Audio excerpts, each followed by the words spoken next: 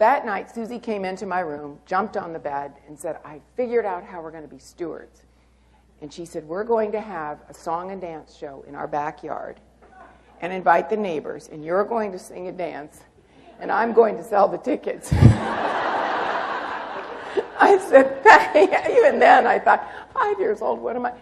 So Rosemary Clooney was, who most of you probably don't know, George Clooney's aunt. She was the big star of our time, and I memorized 2 of her songs, and I thought that night, the famous night came of my debut, I thought I was fabulous. Got up on the stage, sang my heart out, and when I got off, Susie said, Nanny, next time I think I'll sing and dance and you sell the tickets. So that's how I became a fundraiser. In any event, little did I realize and know, and we worked through many of these events, and we always enjoyed it all of our young life, and until Susie went away to college and I went a different direction. And little did we ever realize that when Susie was 33, she'd be diagnosed with breast cancer.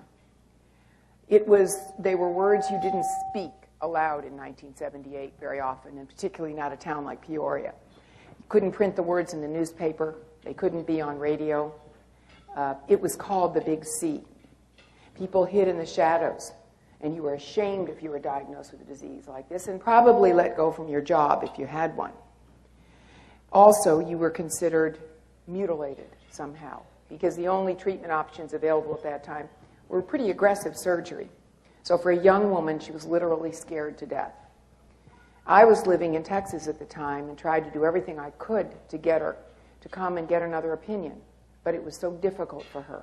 It was culturally unavailable to her for her thinking. Finally, we did get her to a comprehensive cancer center, but it was far too late. And right before she died, and we had been through this journey together, my mother and my sister and I, she looked at me one night and asked me and said, Nanny, you have to promise me that you'll help me end breast cancer. And I promised her I would. And I said, I'll do it for the rest of my life if I need to, but I promise you I will do it. And that's how the promise was made. And soon, about a year and a half later, I was married then to a very, very supportive man named Norman Brinker. And he made it possible for me not to work at my regular job. I was in marketing and retail. But I decided, he said, do what you want to do, follow your passion.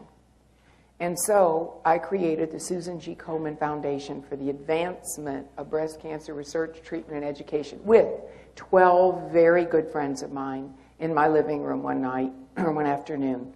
Unwilling volunteers, I might say. They were better friends than they were volunteers at one time. And we had $200, a shoebox full of names, and a determination to overcome one of the biggest killers of women known to mankind, and some men, but basically it's more of a women's disease.